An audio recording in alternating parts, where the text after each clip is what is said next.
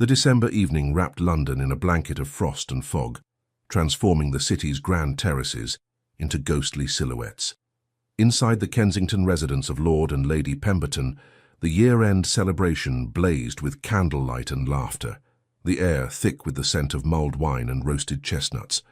Lady Amelia Worthington stood near the marble fireplace, her emerald silk gown shimmering in the golden light, desperately wishing she could vanish into the wallpaper.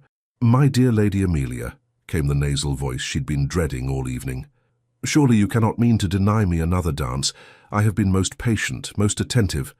Earl Reginald Thornsby pressed closer, his breath reeking of brandy and desperation. At 43, with thinning hair plastered across his scalp and a stomach that strained against his waistcoat buttons, he had decided that Amelia, 22, unmarried and daughter of the Earl of Rosebery, would make an excellent fourth wife. "Earl Thornsby, I'm afraid I've developed the most dreadful headache," Amelia replied, backing toward the French doors that led to the terrace. "The heat, you understand. Then allow me to escort you for some air. The night is crisp, most refreshing." "That won't be necessary." But Thornsby's meaty hand was already reaching for her elbow. Amelia made a split-second decision. She grabbed her fur-lined cloak from a nearby chair and bolted through the French doors, her heart hammering against her corset. The terrace gave way to stone steps leading to the street. Behind her, she heard Thornsby's protests and the confused murmurs of other guests. Mortification burned her cheeks, but not as much as the thought of spending another moment in that man's company. Her satin slippers skidded on the frost-slicked pavement as she reached the street. Gas lamps cast pools of amber light through the swirling fog. A line of carriages waited along the curb, their drivers huddled in heavy coats, horses stamping restlessly in the cold. "Lady Amelia, do come back. You'll catch your death." Thornsby's voice echoed from the terrace. Panic seized her. Without thinking, Amelia yanked open the door of the nearest carriage and threw herself inside, pulling the door shut behind her. She pressed herself against the velvet seat, breathing hard, her heart threatening to burst from her chest. The interior was warm and smelled of lavender and leather. Outside, she could hear Thornsby's voice growing closer. "Excuse me," came a cheerful female voice from the darkness across from her, "but you're not Wilson, our footman." Amelia's eyes adjusted to the dim light filtering through the carriage windows. Sitting across from her was a young woman about her own age, with auburn curls pinned beneath a fashionable bonnet, and eyes that sparkled with unconcealed amusement. She was alone in the carriage, a book resting on her lap. I do apologize, most sincerely," Amelia stammered. "I seem to have entered the wrong carriage. That is, there was a gentleman." "Say no more." The young woman leaned forward, peering through the window. "Goodness, is that Earl Thornsby, the one who smells of mothballs and talks incessantly about his prize-winning turnips?" Despite her mortification, Amelia couldn't suppress a giggle. "The very same. You poor darling." The woman settled back with a satisfied smile. "Well, you're perfectly safe now. I'm Lady Beatrice Ashbourne, and this is my brother's carriage. He's still inside at the wretched party, suffering through conversations about parliamentary procedure. We're about to depart for Ashbourne House in Mayfair. You're welcome to stay until Earl Turnip gives up his pursuit." "Lady Beatrice, I couldn't possibly impose. It's hardly an imposition. Besides, any enemy of Earl Thornsby is a friend of mine." Beatrice studied her with open curiosity. "I'm Lady Beatrice Ashbourne. And you are?" "Lady Amelia Worthington." "Worthington? As in the Earl of Rosebery?" At Amelia's nod, Beatrice's expression brightened. "My brother knows your father.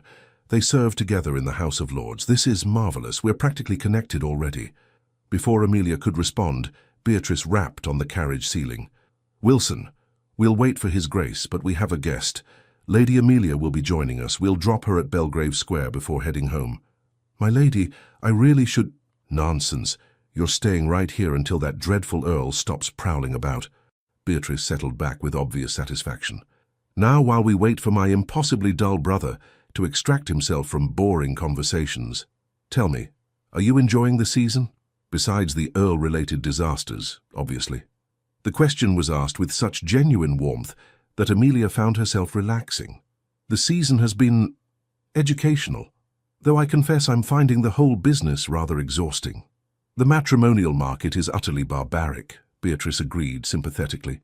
All those mothers circling like hawks, gentlemen posturing like peacocks.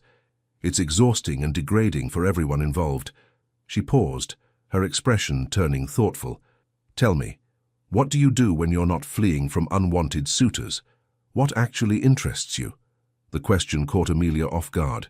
Most people at society events never asked what interested her, only whether she played the pianoforte adequately and if her dowry was substantial. I enjoy reading, she said slowly. History, particularly architectural history, and I manage some of my father's estate correspondence when he's occupied with parliamentary business. Architectural history? Beatrice's eyes lit up with an almost predatory gleam. How absolutely fascinating. My brother Henry, the Duke of Ashbourne, is obsessed with architecture. He's been restoring our family castle for years. Gothic this, Norman that. Endless discussions about foundations and buttresses. That sounds quite interesting, actually. Does it? Beatrice leaned forward intently. Because I have to tell you something, Lady Amelia. I'm about to be terribly forward, and you're welcome to think me completely mad, but I feel this might be a sign from Providence itself. I don't understand. My brother needs a wife. Amelia blinked. I'm sorry. What? Henry. The Duke.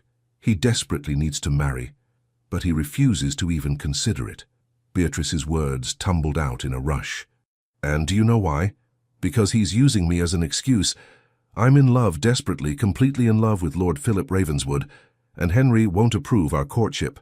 He claims Philip is unsuitable, but really he's just being overprotective to the point of suffocation. Lady Beatrice, I'm not sure how this concerns, don't you see?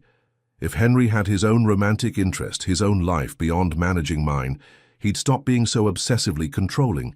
He'd realize that people can fall in love and be perfectly happy without his interference. He might actually give Philip a fair chance instead of just dismissing him outright. Amelia's head was spinning. You want me to... What exactly? Meet my brother. Talk to him about architecture and history and all those substantial topics you both care about. Distract him from his relentless focus on protecting me from imaginary dangers. Beatrice's expression turned earnest. I'm not asking you to fake anything, Lady Amelia. I genuinely think you and Henry would get along splendidly. You're both intellectual, passionate about similar things, interested in substance over frivolity. I just need him to see that there are wonderful people in the world worth opening his heart to. This is madness, Amelia said faintly. It's strategic, Beatrice corrected. Look, Henry has spent 10 years since our father died, being nothing but the Duke. He manages the estate, sits in Parliament, makes responsible decisions, and has completely forgotten how to simply be a person who experiences joy and love. Meanwhile, I'm 19 years old and in love with a wonderful man, but my brother won't even meet with him properly, because he's convinced himself that his only purpose in life is protecting me from potential mistakes. That sounds complicated. It's suffocating. Beatrice's frustration was palpable. I love my brother desperately, but he needs to realize that he cannot protect me from life itself, and the only way he'll understand that is if he has his own life, his own interests, his own relationships, his own happiness, beyond micromanaging mine. Despite herself, Amelia felt a flicker of sympathy. She understood familial duty and overprotective relatives. Her own father had been reluctant to allow her any independence until she'd proven herself capable with estate management. Even if I agreed to this scheme, which I'm not saying I am, your brother would have to actually be interested in me. You can't force attraction or compatibility. I'm not trying to force anything. I'm simply creating an opportunity for two compatible people to meet in circumstances where they can actually talk, instead of navigating the absurd rituals of ballroom courtship. Beatrice pulled out a small card. The London Preservation Society Symposium is next week. Henry attends every year. It's one of the few events he genuinely enjoys because it's intellectually stimulating. This is an invitation. Given your interest in architectural history, you'd be a perfect addition to the society. Amelia took the card, studying it. You're asking me to attend an architecture symposium on the chance that I might encounter your brother and distract him from his overprotective tendencies long enough that he'll reconsider his stance on your romantic life. When you say it like that, it sounds manipulative. It is manipulative. Perhaps, but it's manipulative in service of everyone's happiness, which has to count for something. Beatrice's expression softened. Lady Amelia, I've watched my brother bury himself in duty for a decade. He deserves joy, he deserves love, and frankly, so do I. If you and Henry connect, genuinely connect, then everyone wins. If you don't, then we've had a pleasant afternoon at a symposium and you've made a new friend in me. What's the harm? The carriage door opened and a footman appeared. Lady Beatrice, His Grace sends word that he'll be another quarter hour at minimum. Lord Weatherby has cornered him regarding railway investments. Beatrice groaned. Of course he has. Very well, Wilson. The footman closed the door and Beatrice turned back to Amelia. You see what I mean? My brother is trapped discussing profit margins when he'd rather be anywhere else. He needs someone to give him a reason to escape these tedious obligations, someone who makes him remember that life is more than duty and responsibility. Amelia looked at the invitation in her hand, then at Beatrice's earnest face. This was absolutely mad. She barely knew this woman, and she was being asked to participate in what amounted to a matchmaking conspiracy designed to manipulate a duke into reconsidering his sister's romantic prospects. And yet, when was the last time someone had seen her as more than a decorative potential wife? When was the last time she'd met someone who might actually appreciate her interests in medieval architecture and estate management? The season had been an endless parade of shallow courtship rituals and calculating social maneuvers. The idea of meeting someone, even under dubious circumstances, who might value her mind as much as her family connections, was desperately appealing. I'll attend the symposium, she heard herself say. I make no promises beyond that. If your brother and I happen to meet and happen to have a conversation, so be it. But I won't pretend to be someone I'm not, and I won't actively manipulate him. I'm not asking you to. Beatrice's face lit up like sunrise. I'm just asking you to be yourself, your genuine, intelligent, architecturally obsessed self. And maybe, if the opportunity arises, mention that you find his preservation work at Ashbourne Castle fascinating. Because you do find it fascinating, don't you? I do, Amelia admitted. Castle restoration is incredibly complex and important work. See, perfect. That's all I'm asking, genuine interaction based on shared interests. Beatrice clasped her hands together. Oh, this is going to be wonderful. And Lady Amelia, when Henry finally realizes that I'm not a child who needs constant protection, when he actually meets Philip and sees how happy we are together, I'll owe you an enormous debt of gratitude. Footsteps approached the carriage. Beatrice's expression shifted instantly. Quick, before Henry sees you. He's rather stuffy about propriety, and I'd prefer not to explain why there's a random lady in his carriage. But just trust me, I'll send you more details about the symposium. And Lady Amelia. Beatrice squeezed her hand. Thank you. Truly. Amelia gathered her cloak and slipped out the opposite door, just as a tall, dark-haired figure in evening dress approached from the other side. She caught only a glimpse, broad shoulders, strong profile, an air of controlled authority, before she ducked behind the next carriage in line. Her heart pounded as she watched the Duke of Ashbourne climb into his carriage. Then it pulled away, disappearing into the London fog. Amelia stood on the pavement, suddenly aware that she was alone on a dark street in evening dress, having just agreed to participate in a matchmaking scheme with a woman she'd known for less than 30 minutes.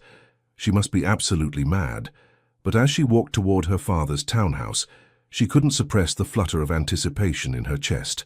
Perhaps madness was exactly what she needed. Behind her, Earl Thornsby's voice still echoed faintly from the Pemberton terrace, calling for his dear Lady Amelia.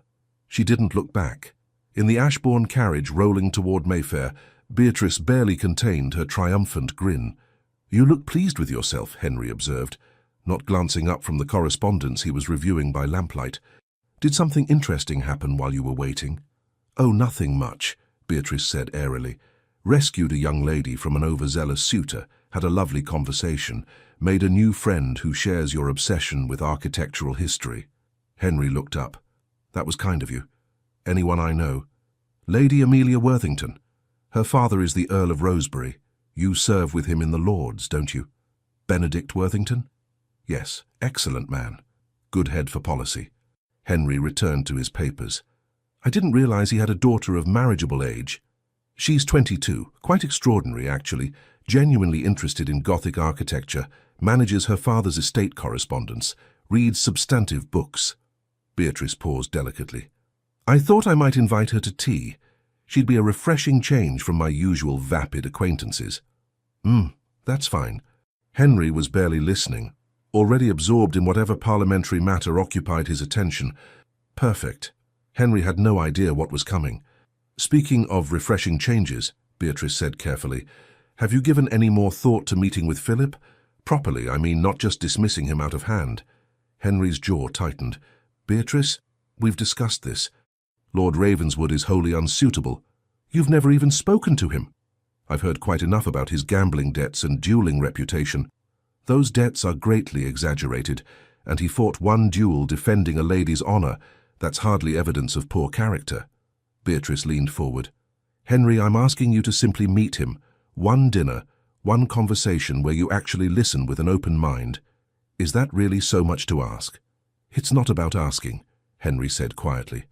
It's about protecting you from making a mistake that could ruin your life. I've seen too many young women marry charming fortune hunters only to find themselves trapped in miserable circumstances. I won't let that happen to you. But I'm not just any young woman. I'm your sister, and you know I'm not a fool. I can judge Philip's character for myself, if you'd just give me the chance to prove it to you. Henry rubbed his temples, exhaustion evident in every line of his body. Beatrice, I'm trying to do what's best for you. I know, but Henry, her voice softened, you can't protect me from every potential disappointment. At some point, you have to trust me to make my own choices, even if they're mistakes. That's what growing up means. You're 19 years old, nearly 20, and desperately in love with a wonderful man whom you refuse to even consider, because you're so busy being my guardian that you've forgotten I'm also a person with my own judgment and desires. The silence stretched between them, heavy with years of similar arguments. Finally, Henry sighed. One dinner, he said. I'll meet with Lord Ravenswood. Once. But I make no promises beyond listening. Beatrice's heart soared. That's all I ask. Oh, Henry, thank you. Don't thank me yet. If he's half as unsuitable as I suspect, this conversation will be very short. He'll surprise you, I promise. As the carriage continued toward Mayfair, Beatrice gazed out at the fog-shrouded streets, her mind already racing ahead. Henry had agreed to meet Philip. That was progress. Now she just needed to ensure he was in the right frame of mind for that meeting. Not defensive and overprotective, but open to the possibility that other people's love stories could end happily. And the best way to do that was to show him that he deserved his own love story. That's where Lady Amelia Worthington came in. By the time they reached Ashbourne House, Beatrice had the entire plan mapped out in her mind. The symposium next week would be the perfect opportunity. She'd provide Amelia with just enough information about Henry to facilitate genuine conversation, his interests, his opinions, his vulnerabilities. Not manipulation, exactly. Just strategic facilitation. If Henry had someone in his life who made him happy, who reminded him that joy and love weren't weaknesses but necessities, then he'd finally understand what Beatrice had been trying to tell him all along. Everyone deserved love, including overprotective, duty-bound dukes who'd forgotten how to be anything except responsible. Beatrice smiled to herself. This was going to work. It had to work, because she was running out of time. Philip had been patient for months, but he wouldn't wait forever. And Beatrice wasn't willing to choose between the brother she loved and the man who'd captured her heart. Somehow, she had to save them all. 3 days later, Amelia sat in the morning room of her father's townhouse, staring at 2 items that had arrived with the Morning Post: the formal invitation to the London Preservation Society Symposium and a sealed letter bearing the Ashbourne crest. She opened the letter with trembling fingers. Dear Lady Amelia, I do hope this letter finds you well, and that Earl Thornsby has ceased his persistent attentions. I wanted to thank you again for the delightful conversation during your unexpected visit to my brother's carriage. It is so rare to meet someone with genuine intellectual curiosity and substance. I am writing to invite you to tea on Thursday afternoon at 3 o'clock at Ashbourne House. I realize we've only just met, but I felt an immediate kinship with you, and I would very much enjoy continuing our acquaintance. I should mention that I've also taken the liberty of securing your membership to the London Preservation Society.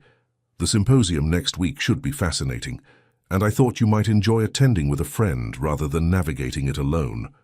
If you're amenable, I'd love to discuss the symposium over tea and perhaps share a few details about my impossible brother that might make your attendance even more interesting. Yours in conspiracy, Lady Beatrice Ashbourne. Despite herself, Amelia laughed. Beatrice's audacity was almost admirable. She was brazenly acknowledging the matchmaking scheme while somehow making it feel like a friendly collaboration rather than manipulation. "Will you accept, my lady?" Margaret asked, arranging fresh flowers on the side table. "I shouldn't," Amelia said. "This entire situation is absurd. I barely know Lady Beatrice, and she's asking me to help orchestrate her brother's romantic life so he'll approve her own courtship. It's like something from a farcical novel." "But you're going to accept anyway," Margaret observed knowingly. "I'm going to accept anyway," Amelia admitted. "Heaven help me. I'm actually curious now. About the symposium, about the Duke, about this whole ridiculous situation." She penned her acceptance and sent it with a footman. Thursday afternoon arrived with crisp winter sunshine that made London's grey stones gleam like pewter. Amelia dressed carefully in a day dress of deep blue wool, elegant but not overly elaborate. She wanted to look presentable without appearing as though she'd tried too hard.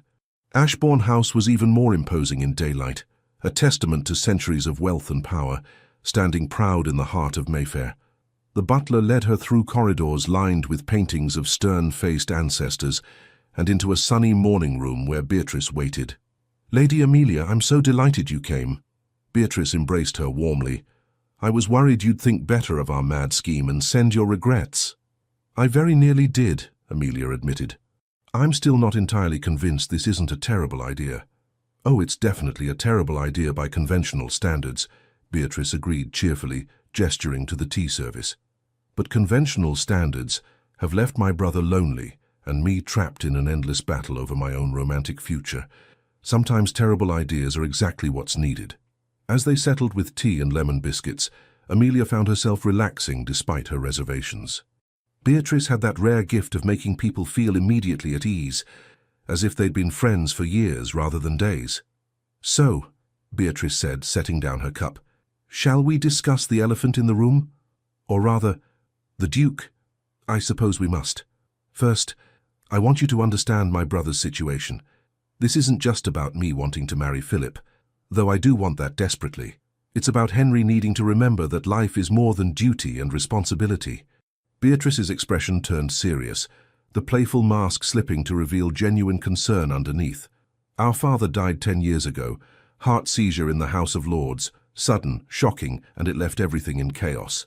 Papa was brilliant but disorganized, and when Henry inherited at 20, he discovered the estate was a mess. Debts, poor investments, properties in disrepair, dozens of unresolved legal matters. That must have been overwhelming," Amelia said softly. "It nearly destroyed him. I was only 9, so I didn't fully understand at the time. But I remember him working 18-hour days, barely sleeping, barely eating. He fixed everything, saved the estate, paid off the debts, restored the family's reputation. But in the process, he forgot how to be Henry. He became the Duke first and a person second. And now he's overcompensating by trying to protect you from any potential mistake." "Precisely." Beatrice leaned forward. "He's convinced that if he'd been more prepared, more vigilant, somehow Father's death wouldn't have left such disaster. It's not rational, but it drives everything he does now, including refusing to even consider that Philip might be a good man who genuinely loves me. Why is he so opposed to Lord Ravenswood specifically? Philip is the second son of the Marquis of Rutherford, which should make him perfectly respectable. But he has some gambling debts inherited from his late father's poor investments, and he fought a duel last year, defending Lady Catherine Pemberton's honour when a gentleman made inappropriate remarks about her. Somehow those facts have transformed into fortune-hunting, duel-prone scoundrel in Henry's mind. Have you tried explaining the actual circumstances? He won't listen. Every time I bring up Philip's name, Henry starts lecturing me about my youth and inexperience and how I deserve better than a man with questionable character." Beatrice's frustration was palpable. "I love my brother, but he's suffocating me with his protection. And the worst part is, I know he means well. That's what makes it so impossible. Amelia found herself deeply sympathizing. She understood familial love tangled with frustration, the difficulty of asserting independence while maintaining precious relationships.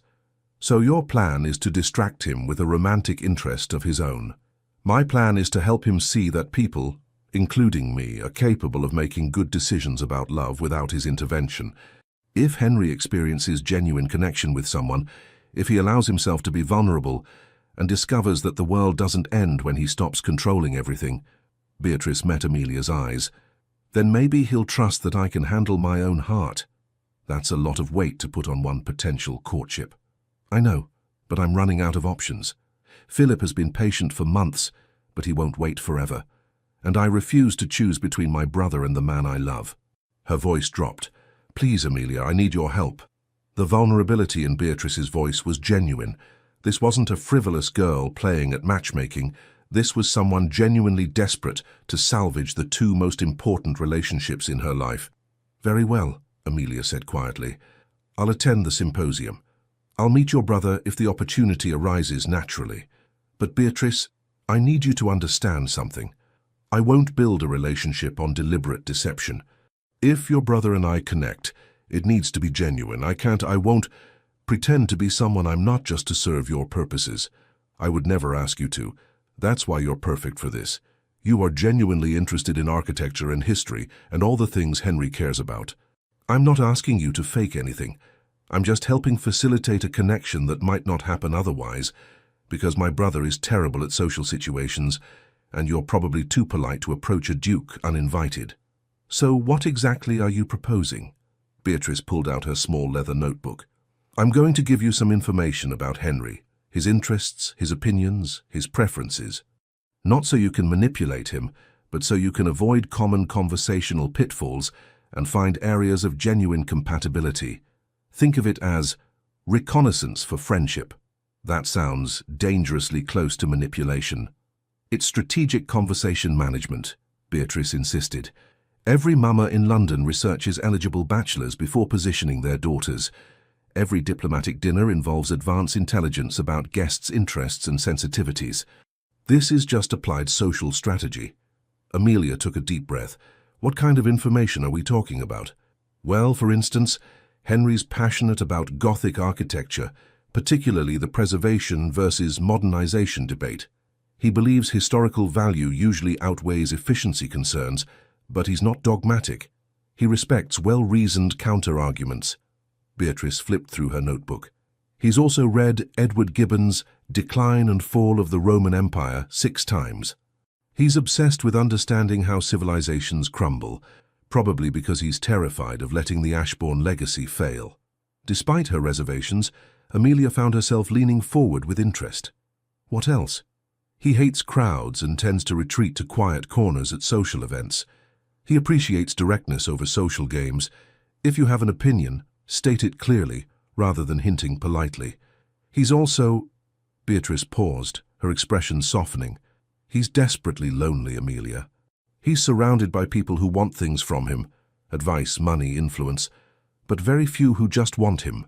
If you can see past the duke to the man beneath, if you can engage with Henry rather than the title, that would mean everything. The loneliness in Beatrice's description resonated with something in Amelia's own experience. How many men had courted her title and dowry without ever seeing her? How many social interactions had been calculated transactions rather than genuine connections? I'll do my best, she said finally, but I need you to promise me something in return. Anything. If this goes badly, if your brother discovers what we're doing and feels betrayed, you'll take full responsibility.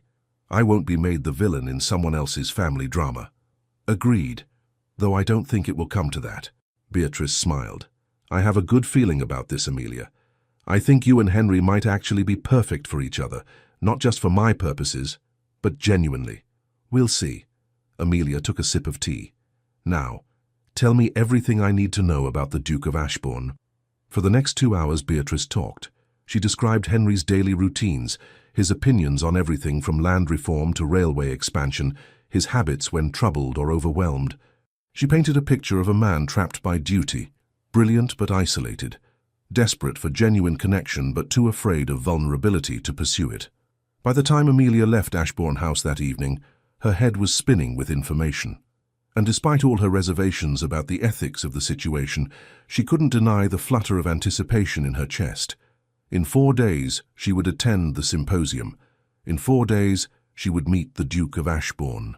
And somehow she would try to be honest, while carrying the weight of Beatrice's desperate hopes and carefully curated intelligence. What could possibly go wrong? The London Preservation Society Symposium was everything Beatrice had promised. Intellectually stimulating, mercifully free of social posturing, and filled with people who genuinely cared about architectural conservation rather than gossip and status. Amelia arrived early, her nerves fluttering despite her best efforts at composure. She wore a practical day dress of forest green, her hair arranged simply. No artifice, no excessive elegance, just herself, ready to discuss medieval foundations and Gothic architecture with people who actually cared. The main hall of Somerset House was filled with displays of architectural drawings, scale models of restoration projects, and clusters of serious-looking gentlemen discussing masonry techniques.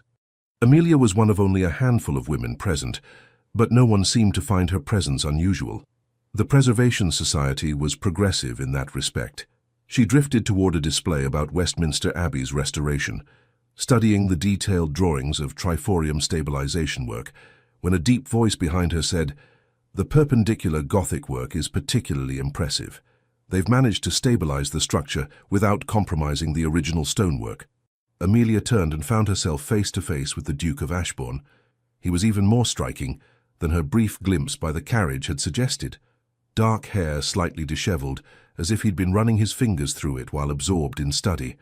Strong aristocratic features that might have been intimidating if not softened by genuinely intelligent eyes, the color of aged whiskey. Tall and broad-shouldered in a way that suggested physical capability beneath his impeccably tailored coat. He looked at her with polite interest, clearly expecting a response to his comment about the Abbey. All of Beatrice's carefully provided information flooded Amelia's mind. He loves Gothic architecture. He appreciates directness. He values genuine intellectual engagement over social performance. "The triforium stabilization is remarkable," she managed, her voice steadier than she felt. "Though I wonder if they've adequately addressed the water damage in the lower chambers. Stone conservation is only effective if the underlying moisture issues are resolved first." Interest sparked immediately in his expression, exactly as Beatrice had predicted. "Precisely my concern. The surveyor's report mentioned drainage improvements, but the details were frustratingly vague. One can't simply treat symptoms while ignoring root causes." "That would be like putting fresh plaster over a damp wall and expecting it to hold," Amelia agreed. "The fundamental problem remains." "Exactly." Henry's whole demeanor shifted, the polite mask falling away to reveal genuine enthusiasm. "I've been trying to explain this to the Restoration Committee, but they're so focused on timeline and budget that they're not thinking about long-term structural integrity.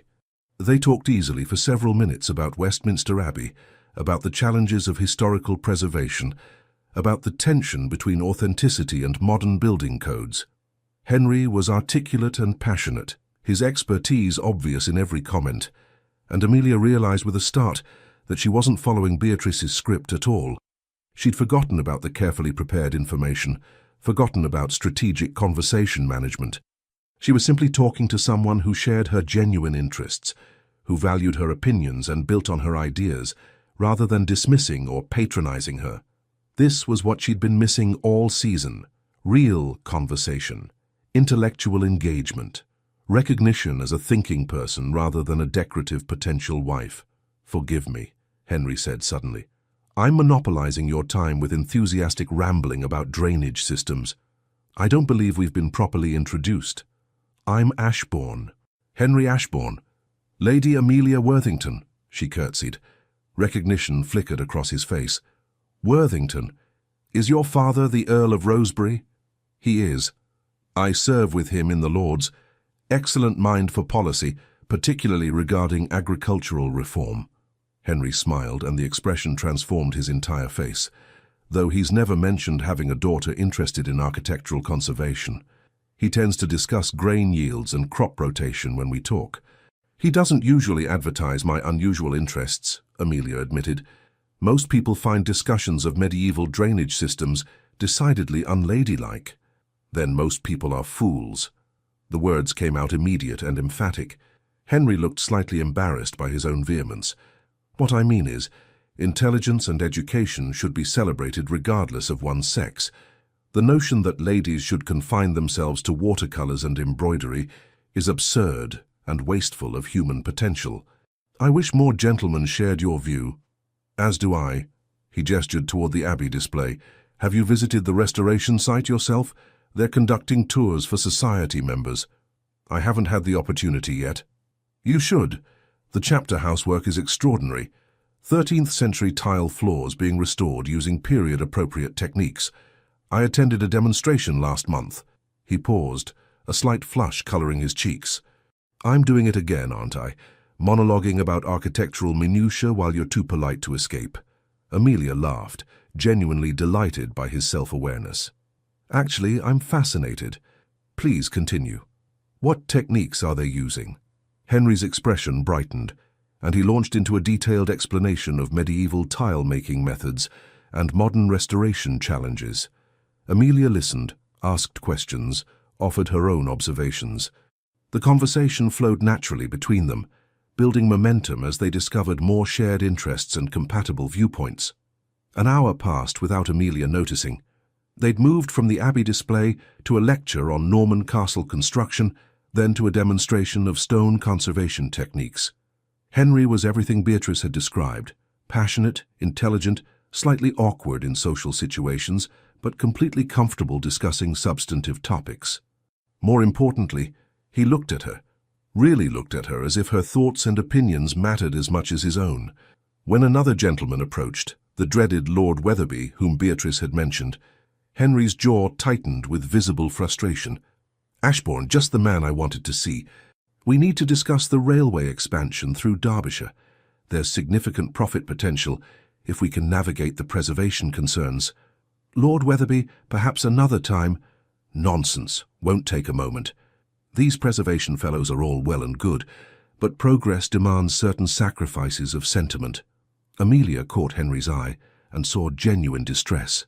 He wanted to escape, but was too polite to simply walk away. Too trapped by duty and social obligation to prioritize his own desires, just like Beatrice had described. "Excuse me, Lord Wetherby," Amelia interrupted smoothly. "I've just remembered I promised to examine the Gothic Revival display in the East Gallery before the afternoon lectures begin. Your Grace, would you escort me? I'm not entirely certain of the location." Relief flooded Henry's features. "Of course, Lady Amelia. Wetherby, we'll continue this discussion another time. Good day." He offered his arm and they escaped together, both slightly breathless from their flight. "Thank you," Henry said once they'd reached a quiet alcove overlooking the Thames. "Wetherby means well, but once he starts discussing railway investments, there's no escape short of feigning sudden illness. I noticed you looked rather desperate. That's the burden of the title. Everyone wants something: advice, investment, influence, connections. Sometimes I feel less like a person and more like a walking repository of ducal resources." The vulnerability in his voice was unexpected. This wasn't the controlled, reserved Duke Beatrice had described. This was someone genuinely exhausted by the weight of constant demands. "That sounds lonely," Amelia said quietly.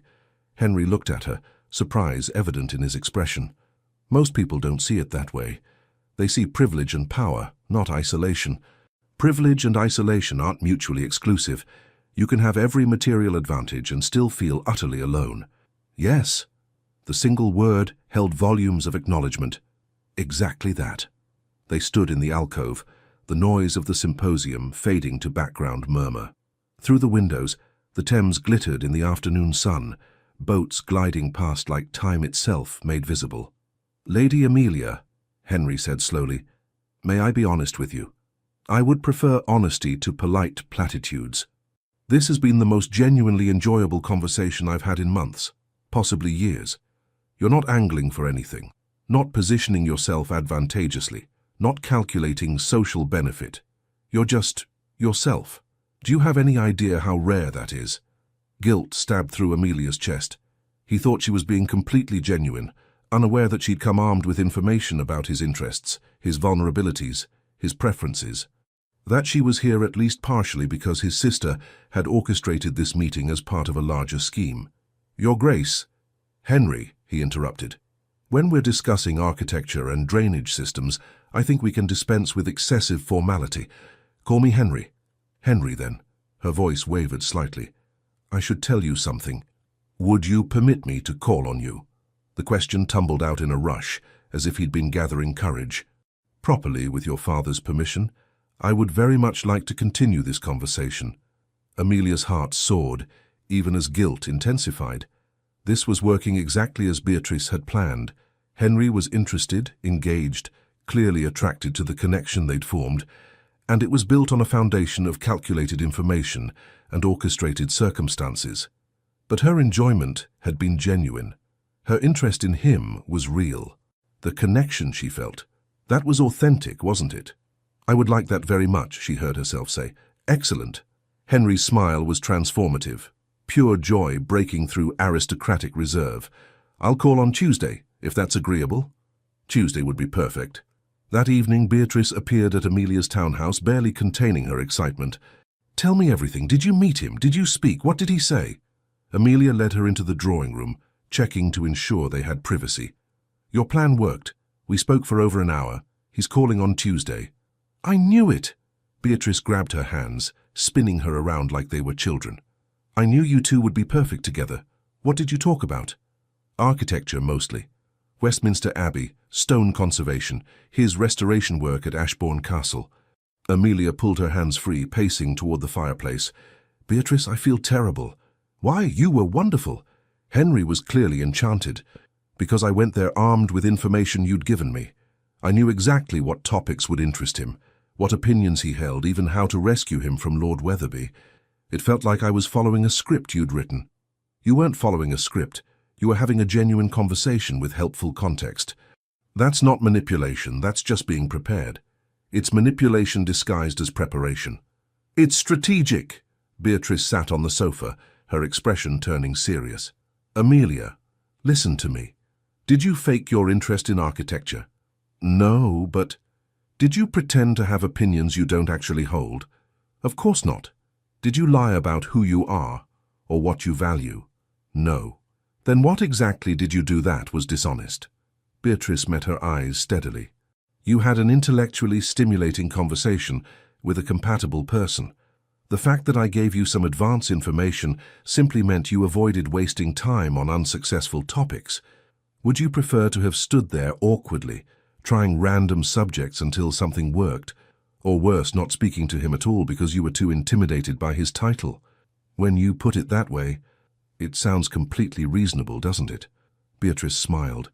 "Look, I gave you a map of the territory, but you still had to navigate it yourself, and from what you've told me, you did that brilliantly.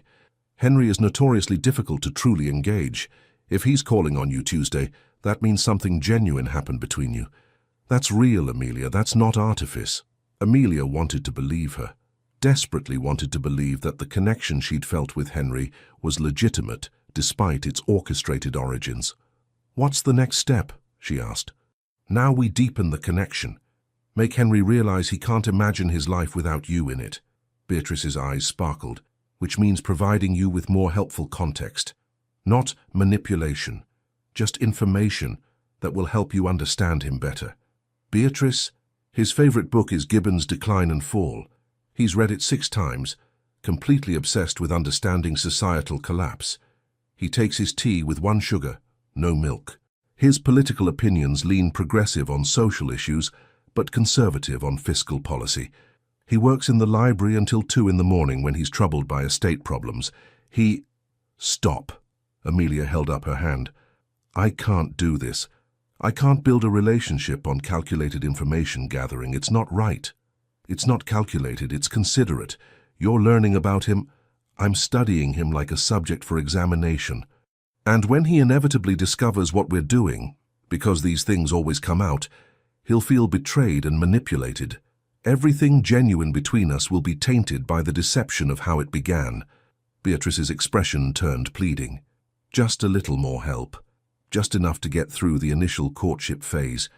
Once you're established, once he's committed, then you can be completely honest. That's backwards. Honesty should come first, not after emotional investment. Amelia crossed to the window, looking out at the darkening square. I like your brother, Beatrice. I genuinely like him. The conversation we had today was the most intellectually fulfilling exchange I've had in years, but I won't continue building something real on a foundation of strategic manipulation. So what are you saying? I'm saying that when Henry calls on Tuesday, I'm going to tell him the truth. About how we met, about your scheme, about the information you provided. I'll let him decide whether he wants to continue the acquaintance knowing its origins. He'll be furious. He'll think the worst of both of us. Perhaps. But that's better than building something on lies and having it collapse later when the truth inevitably surfaces. Amelia turned from the window. I'm sorry, Beatrice. I know you meant well. I know you're desperate to help your brother and secure your own happiness, but I can't be party to this kind of deception. Beatrice stood, her expression cycling through emotions. Anger, fear, desperation, resignation. Finally, she nodded slowly. You're right. I know you're right. She moved toward the door, then paused. Amelia, whatever happens, I really do think you and Henry could be wonderful together. I wasn't wrong about that. I just went about it entirely the wrong way. I know. And I appreciate what you were trying to do, even if the method was flawed. After Beatrice left, Amelia stood in the drawing room, her heart heavy with the decision she'd made.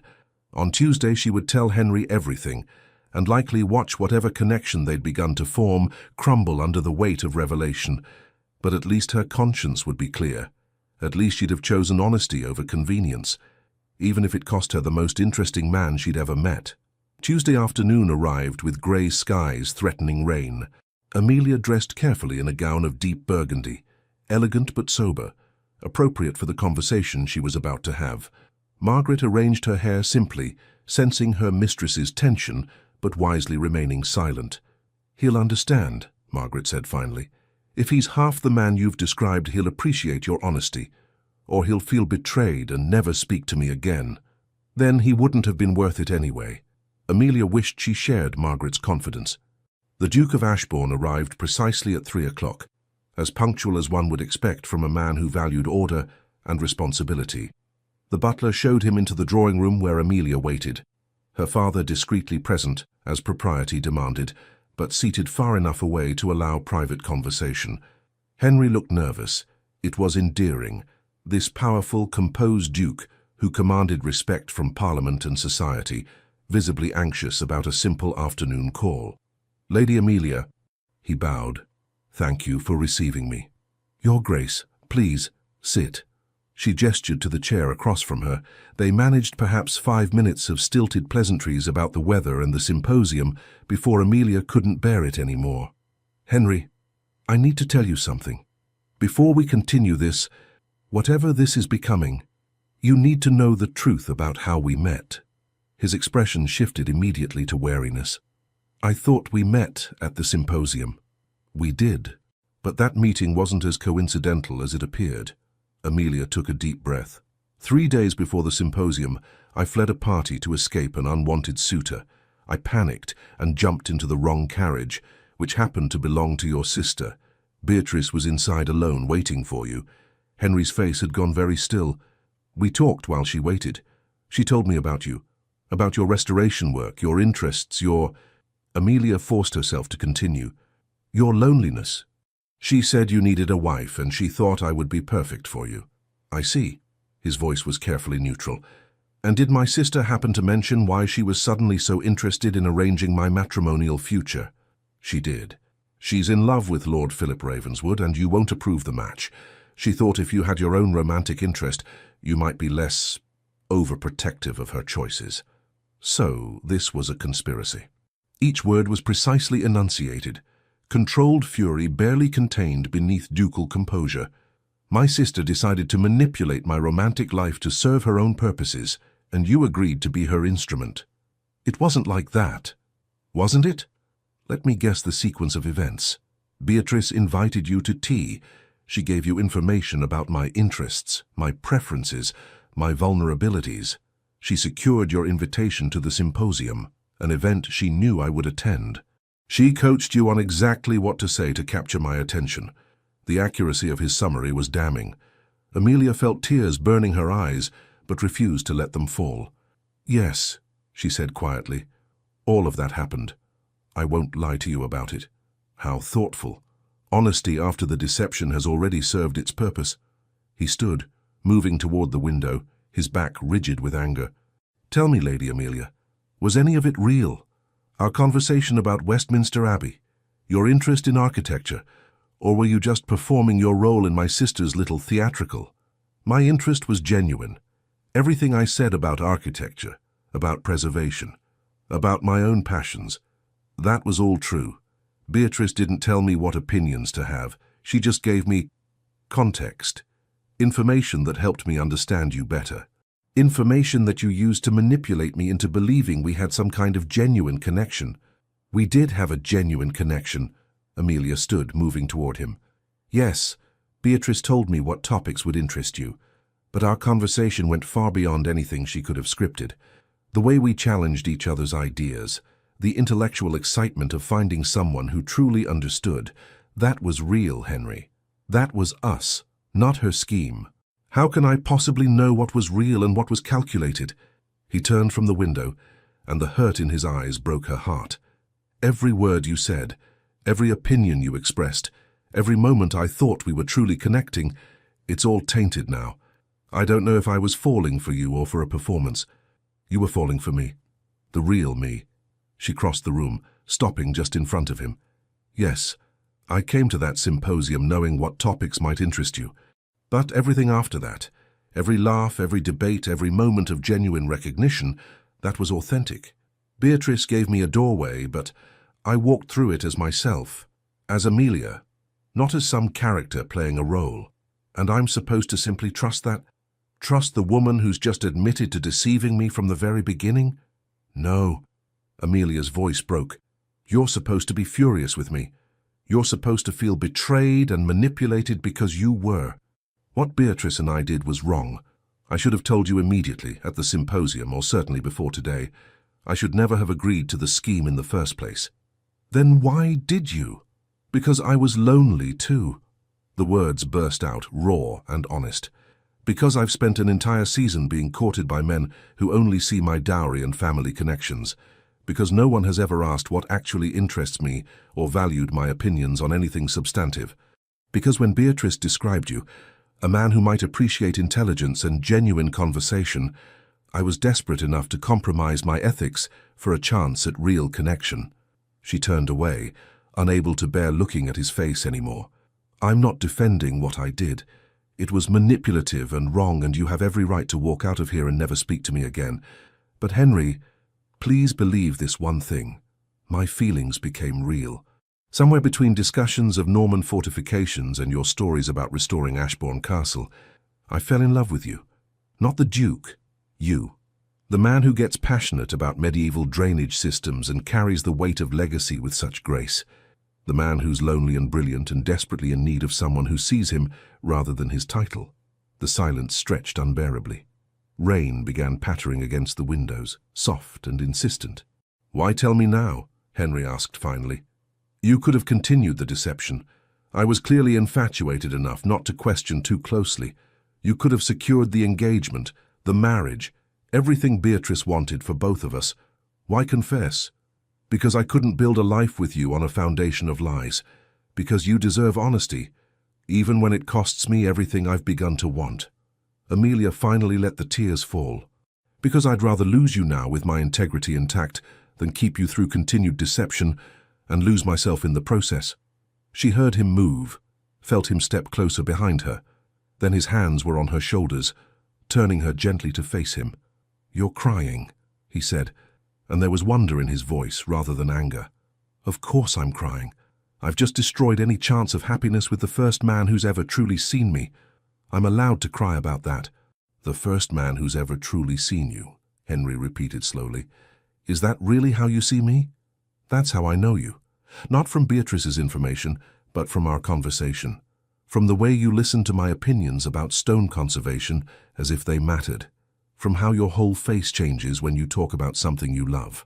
From the vulnerability you showed when you admitted feeling like a walking repository of ducal resources. She reached up, touching his face gently. I know you, Henry Ashbourne. Maybe I took a shortcut to meeting you. Maybe the circumstances were manipulative and wrong. But what happened after that? What's still happening between us right now? This is real. This is honest. This is me, completely without artifice, telling you that I love you, and I'm desperately sorry for how badly I've handled everything. Henry caught her hand, holding it against his cheek. His eyes searched hers, looking for truth, for authenticity, for some assurance that he wasn't being played for a fool. I'm terrified, he admitted. Terrified to trust this. Terrified that I'm just seeing what I want to see because I'm so bloody lonely that I'd rather believe a beautiful lie than face another decade of isolation. Then don't trust me yet. Let me prove it to you. Amelia's voice strengthened with determination. Give me a chance to show you who I really am.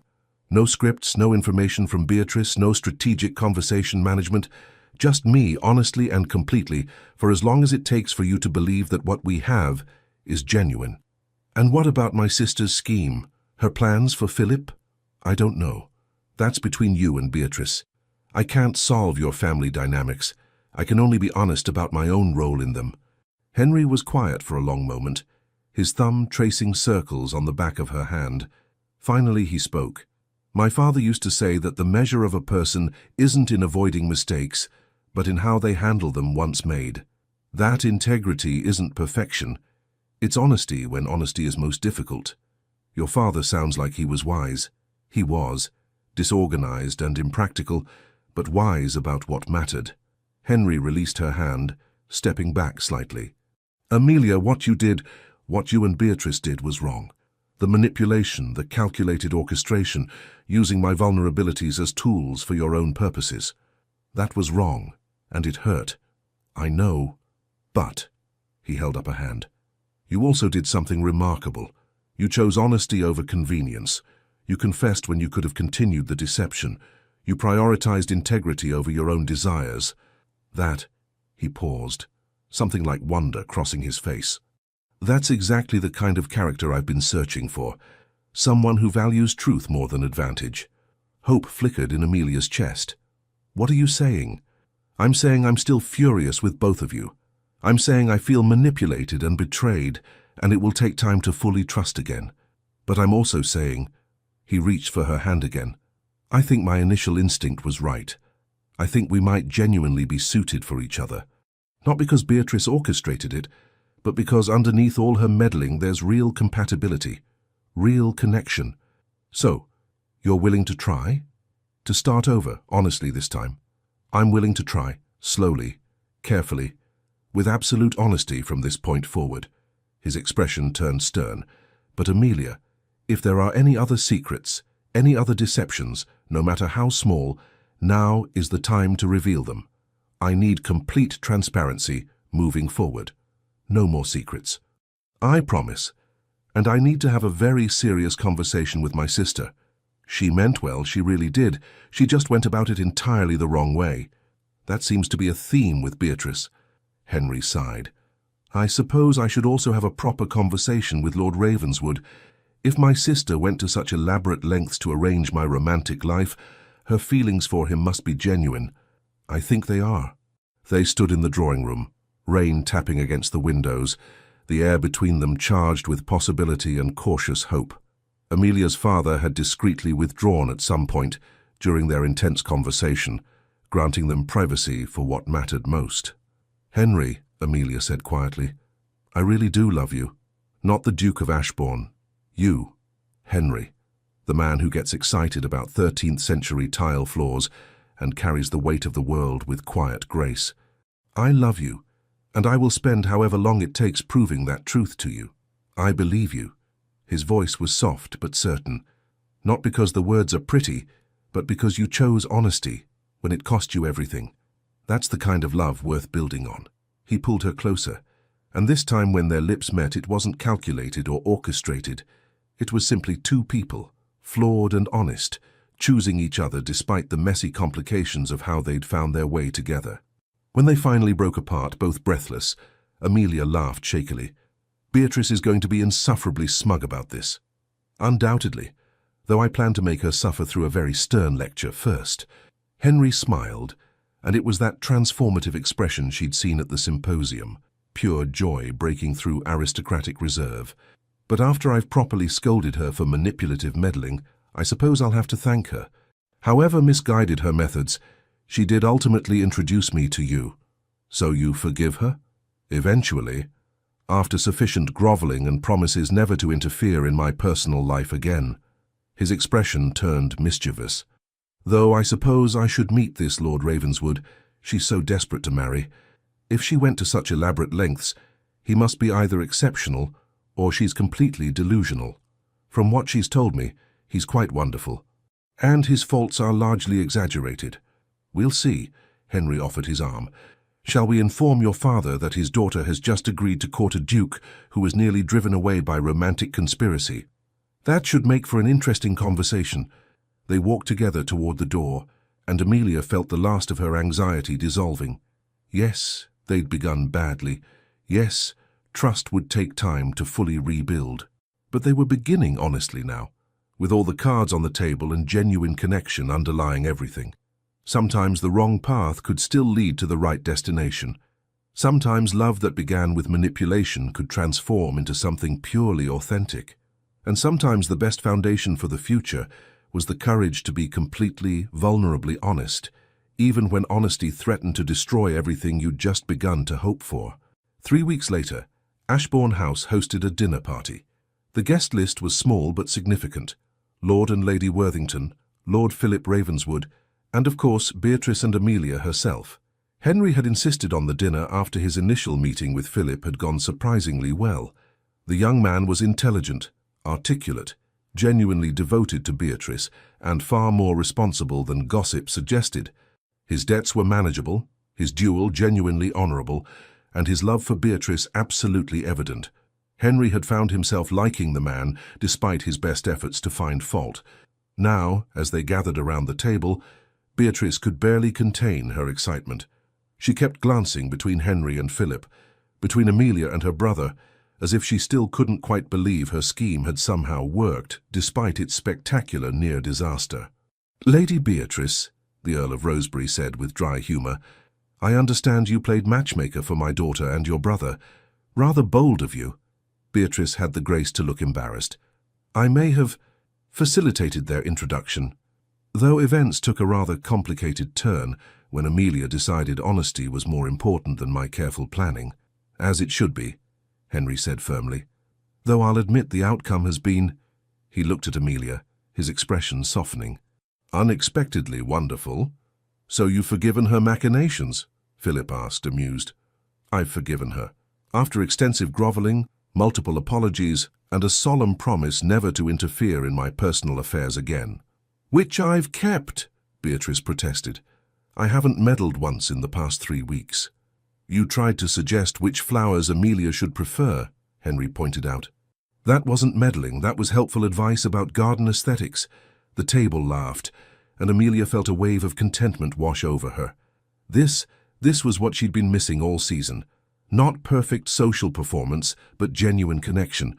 Not calculated advancement, but honest relationships built on mutual respect and affection. Henry caught her eye across the table and smiled, and her heart did its now familiar flutter. "Well," said the Countess of Rosebery, "I for one am grateful to Lady Beatrice. However unconventional her methods, they've introduced my daughter to a man who actually appreciates her mind as much as her family connections. That's rarer than rubies in my experience." "Speaking of which," Henry said, pulling a small box from his pocket, "I've been meaning to give this to Amelia, though perhaps now, with family present, is the perfect time." Amelia's breath caught as he stood and moved to kneel beside her chair. "Lady Amelia Worthington, our courtship began in the most unconventional manner possible. We've navigated deception, confronted manipulation, and somehow found genuine love in the midst of my sister's scheming." His eyes held hers warm and certain. "I've spent 3 weeks getting to know you honestly, the real you, without scripts or strategies. And every day has only confirmed what I suspected from that first conversation at the symposium. You're extraordinary. You challenge me intellectually, match me in passion for history and preservation, and possess the kind of integrity that chose truth over advantage, even when it cost you everything. He opened the box, revealing a sapphire ring that caught the candlelight beautifully. Will you marry me? Not the Duke of Ashbourne, but me, Henry. Will you build a life with me based on honesty, mutual respect, and genuine love? Will you let me spend the rest of my days proving that sometimes the most unlikely beginnings can lead to the most beautiful endings? Amelia's vision blurred with tears, but she was smiling so broadly her face hurt. Yes, absolutely yes, to all of it. Henry slipped the ring onto her finger, and the table erupted in applause and cheers. Beatrice was openly weeping with joy, Philip was grinning, and both sets of parents were beaming with approval. I have an announcement as well, Henry said, returning to his seat but keeping Amelia's hand in his. I've given considerable thought to Lord Ravenswood's suit, and after spending time getting to know him properly, he looked at Beatrice. I give my blessing to your courtship, with the understanding that you'll wait at least 6 months before formalizing any engagement, and that Philip will demonstrate financial responsibility by managing our Yorkshire estate during that period. Beatrice squealed and threw herself at her brother, nearly knocking over a wineglass in her enthusiasm. Oh, Henry, thank you, thank you, thank you. Yes, well, he extracted himself with amused dignity. Try not to orchestrate anyone else's romantic life in gratitude. Once was quite enough. I make no promises, Beatrice said, her eyes sparkling. After all, I have a perfect track record, 1 attempt, 1 successful engagement, and a brother who's finally happy. I might take up matchmaking professionally. Absolutely not, Henry and Amelia said in unison, then laughed at their synchronicity. As the dinner continued, as conversation flowed about wedding plans and future arrangements, as Philip and Beatrice made eyes at each other across the table, as parents discussed the practical details of aristocratic unions, Amelia felt a profound sense of rightness. Yes, their beginning had been manipulative. Yes, it had nearly ended in disaster, but by choosing honesty over convenience, by valuing integrity over advantage, they'd transformed something dubious into something genuinely beautiful. Sometimes love needed a push to begin. Sometimes that push came from an over-enthusiastic sister with matchmaking delusions. And sometimes, just sometimes, the most unlikely circumstances could lead to the truest love. As Henry's hand tightened around hers, as he leaned close to whisper, I love you, beneath the table's cheerful noise, Amelia knew with absolute certainty that they would build something lasting. Not perfect, perhaps, not uncomplicated, but real, honest, and absolutely worth every chaotic moment it had taken to find each other. 1 year later, the nursery at Ashbourne Castle was flooded with late afternoon sunlight, illuminating the newly installed Gothic windows that Amelia had insisted upon. She stood by one of those windows now, cradling their infant son Thomas while Henry attempted to explain castle architecture to their utterly uninterested 3-month-old. You see, Thomas, the buttressing system is crucial for distributing the weight of the stone walls. Without proper buttressing, the entire structure becomes unstable. Darling, he's asleep. Henry looked down at their son, whose tiny face was peaceful in sleep, completely oblivious to his father's lecture. Ah, well, we'll continue the lesson later. Amelia laughed softly, crossing to sit beside him on the settee. He has his entire life to learn about medieval architecture. For now, perhaps we could simply enjoy him being small and perfect. He is rather perfect, isn't he? Henry's voice held wonder as he gently touched Thomas's tiny hand. I still can't quite believe we made him. I assure you we did. I have extensive memories of the process. Amelia! But Henry was grinning. A knock at the door interrupted them, and Beatrice swept in, followed by a heavily pregnant woman who could only be Lady Philip Ravenswood, formerly Lady Beatrice Ashbourne, married these past 6 months and radiantly happy despite being constantly uncomfortable. Don't get up, Beatrice said, settling carefully into a chair. I'm massive and ungainly, but I'm determined to visit my nephew. Hello, darling Thomas. Your Aunt Beatrice has arrived to spoil you outrageously. He's asleep, Henry said. Perhaps save the spoiling for later. Sleeping babies are the best kind. They can't protest when you admire them excessively. Beatrice gazed at Thomas with open affection. He has your eyes, Henry, and Amelia's nose. Perfect combination. We think so, Amelia said, smiling at her sister-in-law. How are you feeling? The baby must be due soon. 3 weeks, according to the physician. 3 weeks of waddling, constant backache, and Philip treating me like I'm made of spun glass. But her expression was soft with love. He's been wonderful, actually. Utterly devoted, and only slightly panicked about impending fatherhood.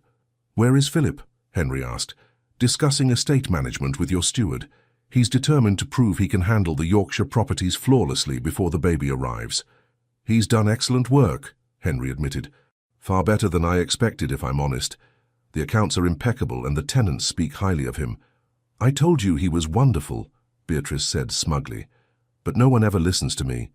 We listen to you. We just verify everything you say because you have a history of manipulation and scheming. That was one time. One time I orchestrated a romance, and it worked out brilliantly for everyone. It nearly ended in disaster, Amelia reminded her. But it didn't. You and Henry are blissfully happy. I got to marry the man I love, and now we have beautiful baby Thomas to prove that my matchmaking genius is genuine. Beatrice leaned back with satisfaction. I should write a book about strategic romantic facilitation. Please don't, Henry and Amelia said simultaneously. They sat in comfortable silence for a moment, watching Thomas sleep, listening to the distant sounds of castle life continuing around them. Outside the window, the Devonshire hills rolled away in shades of summer green, and Amelia felt a bone-deep contentment she'd never imagined possible during that desperate season in London. Do you ever regret it? Henry asked quietly. The unconventional beginning? The manipulation and near disaster? Never, Amelia said immediately. Yes, it was messy and ethically dubious. Yes, we nearly lost everything before we'd even properly begun. But Henry, I wouldn't change a single moment. Because every step, every mistake, every choice led us here. To this. To you and me and Thomas and a life built on honesty and genuine love. Even Beatrice's scheming? Even that, though I draw the line at her writing a matchmaking manual. Cowards, Beatrice muttered. Both of you.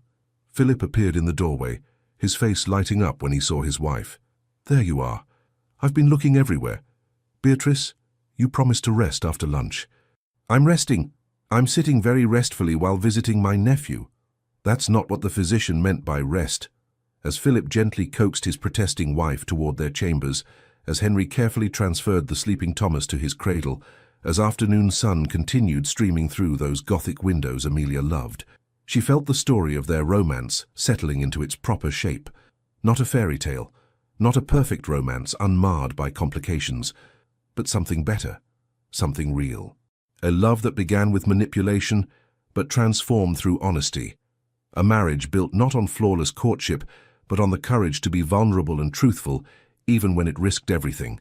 A family forged through imperfect choices that somehow, miraculously, led to perfect happiness. I love you, Henry whispered, pulling her close as they stood over their son's cradle. I love you too, Amelia whispered back, always, honestly, completely. And in that moment, in that castle that had stood for 8 centuries and would stand for centuries more, their love joined the foundation, adding to the legacy, becoming part of the history. One more story of unlikely beginnings transformed into certain endings. One more proof that sometimes the wrong carriage could lead to exactly the right destination. The end. Thank you so much for listening and staying with us until the very end of this emotional journey.